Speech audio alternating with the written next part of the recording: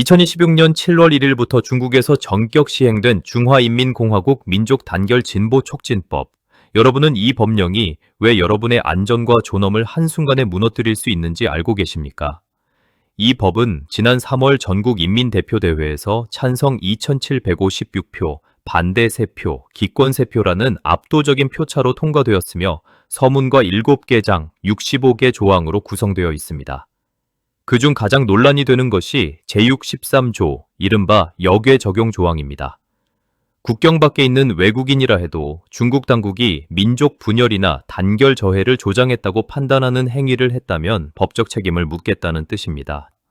즉, 평범한 대한민국 국민인 우리가 과거에 SNS에 남긴 무심코 쓴 글 한 줄이 중국 땅을 밟는 순간 범죄 증거로 뒤바뀔 수 있다는 것입니다. 과연 우리가 중국 당국의 자의적인 판단으로부터 정말로 안전하다고 장담할 수 있을까요? 이 법에는 제613조 말고도 또 눈여겨봐야 할 조항이 더 있습니다. 제15조는 표준 중국어의 학습과 사용을 그 어떤 단체나 개인도 방해해서는 안 된다고 못 박아 소수민족의 고유 언어 사용이 위축될 수 있다는 우려를 낳고 있습니다. 제21조는 대만 동포에게 우리 모두가 중국인이라는 인식을 강화하도록 규정하고 있어 대만에서는 이 조항이 독립지지 인사를 겨냥한 근거로 악용될 수 있다는 경계의 목소리가 나옵니다. 이 법령은 중국과 조금이라도 연결된 모든 외국인에게 생각과 행동을 무조건 복종하라는 보이지 않는 족쇄를 채운 것과 다름없습니다. 대체 중국 정부는 왜 이 시점에 국경마저 무시하는 초강경 법안을 꺼내들었을까요? 그 배경에는 중화민족 공동체 의식을 극대화해 글로벌 패권을 재편하려는 전략적 노림수가 자리 잡고 있습니다. 문제는 이 법령이 적용되는 기준이 지나치게 모호하다는 점입니다. 무엇이 민족 단결을 저해하는 행위인지 법률에 구체적으로 명시되어 있지 않고 전적으로 중국 당국자의 해석에 달려 있습니다. 이 때문에 해외의 기업인, 학자, 일반 여행객들 사이에서는 스스로 말과 행동을 검열하게 되는 이른바 냉각 효과가 나타나고 있습니다. 법으로 직접 처벌하지 않아도 처벌받을지 모른다는 두려움만으로 사람들이 알아서 몸을 사리게 만드는 현상입니다. 역외 적용 조항을 둘러싼 논란에 대해 중국 사법부는 지난달 기자회견에서 주권 국가가 법에 따라 수행하는 정상적 입법 활동이며 국제법 기본 원칙에 부합한다고 반박했습니다. 반면 뉴욕타임스와 파이낸셜 타임스 등 서방 언론은 이 법을 소수민족의 권리를 축소하고 정체성을 강요하는 조치로 평가했고, 대만의 한 안보 관계자는 정치적 맥락에 따라 신장 티베트 인권 문제를 언급하는 것조차 민족 단결 훼손 행위로 간주될 수 있다고 우려했습니다. 다만 대만의 한 안보연구소 연구원은 다소 결이 다른 해석을 내놓기도 했습니다. 이 법이 대만 독립을 직접 겨냥했다기보다는 소수민족 정책의 성과를 부각하려는 성격이 강하고 활용 여부는 어디까지나 중국 당국의 선택에 달려 있다는 것입니다. 이처럼 법 해석을 둘러싼 시각차 자체가 이 법의 모호함이 낳는 불확실성을 보여주는 셈입니다. 중국 시장에서 교류해온 우리 기업인들에게 이 법령은 소리 없이 날아온 거대한 경고장입니다. 우리가 알던 비즈니스 생태계가 이제는 국가 안보와 민족 결속이라는 자의적인 잣대 아래 재편되고 있고 누구나 표적이 될 수 있는 불확실한 환경이 조성된 것입니다. 그렇다면 이 법령이 산업 현장에 미치는 실질적인 타격은 무엇일까요? 여기서 한 가지는 짚고 넘어가야 합니다. 사실 중국의 데이터 역외 이전 규제는 최근 몇 년간 오히려 완화되는 흐름이었습니다. 2024년에는 일반적인 데이터 국외 이전 절차가 간소화되기도 했습니다. 하지만 흐름이 다시 바뀌고 있습니다. 중국 당국은 오는 2026년 8월부터 중요 데이터로 분류되는 정보를 다루는 기업에 의무적인 위험 평가 제도를 새로 도입하겠다고 밝혔고, 이는 데이터를 국가 안보 자산으로 규정하는 기조와 맞물려 있습니다.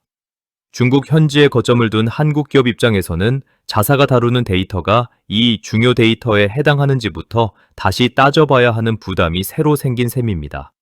정확히 어디까지가 규제 대상인지 아직 명확하지 않다는 점 자체가 기업들이 느끼는 불확실성의 핵심입니다. 이렇게 데이터 규제의 불확실성이 커지고 검열이 강화되면서 나타난 결과는 기업의 전략적 혼란입니다. 한쪽에는 국가 안보를 절대 원칙으로 삼는 중국 당국이 있고, 다른 한쪽에는 글로벌 연속성과 데이터 주권을 지키려는 외국 기업들이 있습니다.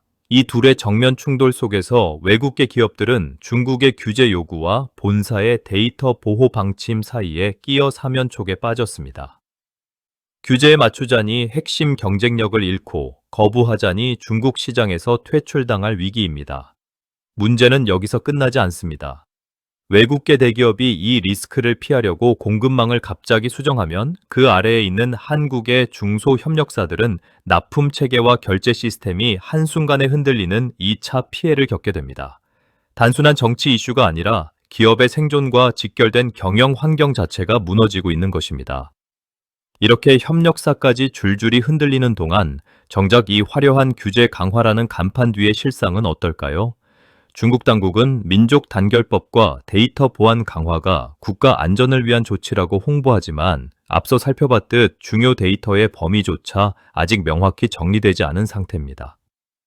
기준이 불분명한 규제는 담당자마다 다른 잣대로 해석될 여지를 남기고 그 자체가 기업들에게는 예측 불가능성이라는 또 다른 리스크가 됩니다. 성실하게 사업을 해온 외국 기업 입장에서는 명확한 가이드라인이 나오기 전까지는 최악의 시나리오를 가정하고 대비할 수밖에 없는 환경인 셈입니다. 지금 이 흐름은 1990년대 후반 고속 성장에 취해 있던 아시아의 여러 국가와 기업들이 맞았던 결말과 소름 돋을 정도로 닮아 있습니다. 화려한 매출과 성장 지표 뒤에는 늘 시한폭탄 같은 부채와 통제되지 않는 거품이 숨어 있었고, 그 시작점에는 언제나 과도한 국가 개입과 민족주의 프레임이 있었습니다. 민족주의라는 명분 아래 자원을 낭비하고 핵심 역량을 잃은 쪽은 결국 역사 속으로 사라졌지만 냉철하게 현실을 직시하고 리스크를 관리한 쪽은 살아남았습니다. 특정 국가가 민족주의를 내세워 외국 자본과 데이터를 강제로 통제하기 시작했을 때 그 이후의 경제 성적표는 예외 없이 곤두박질 쳤다는 것이 역사의 공통된 교훈입니다. 지금 중국의 일부 산업 현장에서 벌어지는 일도 이와 다르지 않습니다. 시스템을 통제한다는 명목 아래 정작 산업의 근간인 데이터 자유와 투명성은 사라지고 있고 국가 정책이 시장의 논리를 완전히 집어삼키는 순간 브레이크 없는 폭주가 시작된다는 역사의 경고가 지금 현실이 되어가고 있습니다.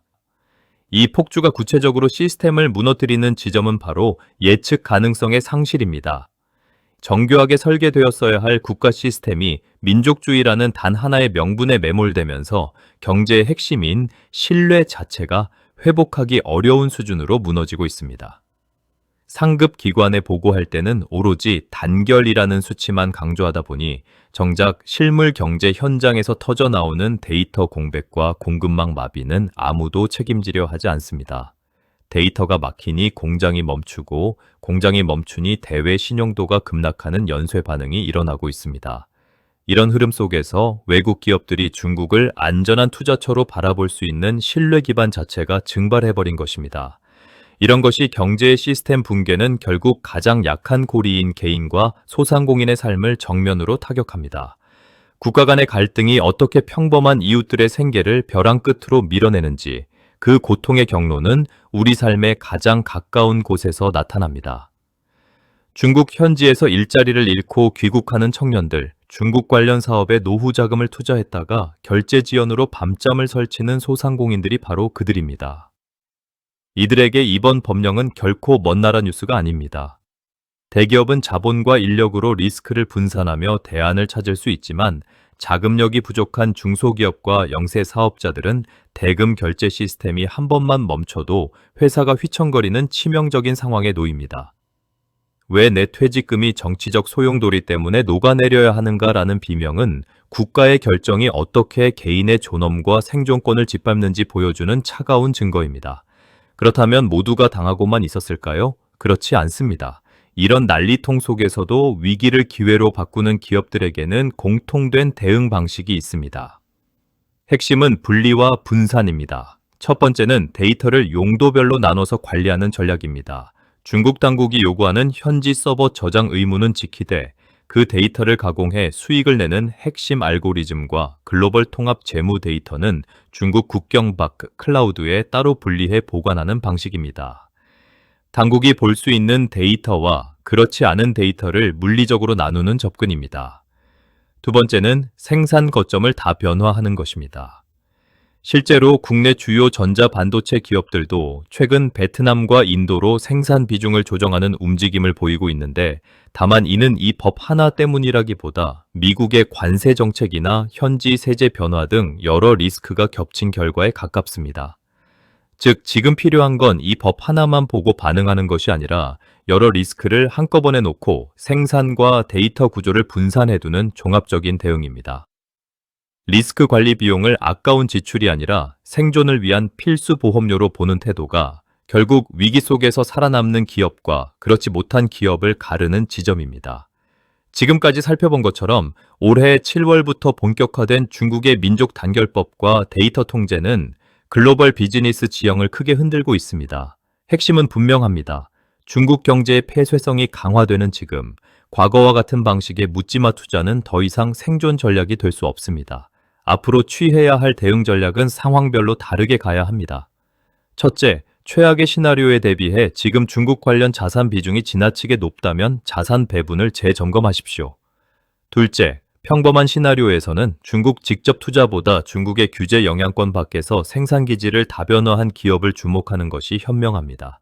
셋째, 가장 낙관적인 시나리오는 중국 당국의 추가 규제가 멈추는 것인데, 이는 지금 당장 확인하기 어려운 지표이므로 평소에 현금 흐름을 넉넉히 확보해 대응력을 높여야 합니다. 다만 한 가지는 냉정하게 짚고 넘어가야 합니다. 아직까지 이 법을 근거로 우리 국민이 실제로 처벌받거나 구속된 사례가 공식적으로 확인된 바는 없으며, 외교부 역시 이 법 시행을 이유로 중국에 대한 여행 경보를 별도로 상향하지는 않은 상태입니다. 막연한 공포에 휘둘리기보다 정확한 정보를 바탕으로 리스크를 판단하는 태도가 필요한 이유입니다. 오늘 당장 확인해야 할 것은 여러분이 보유한 자산이 중국의 데이터 및 인적 교류 규제와 얼마나 밀접하게 연결되어 있는지입니다. 특정 종목을 콕 집어들이는 것은 무책임한 일입니다. 대신 투자 중인 기업의 중국 내 매출 의존도가 어느 정도인지, 그리고 그 기업이 규제 리스크에 대비해 공급망을 얼마나 분산해 두었는지 IR 보고서를 통해 직접 확인해 보시기 바랍니다. 거대한 변화의 파도 속에서 자산을 지키는 것은 결국 정보의 격차를 줄이는 데서 시작됩니다. 영상이 도움되셨다면 구독과 좋아요, 알림 설정까지 아시죠? 시청해 주셔서 감사합니다.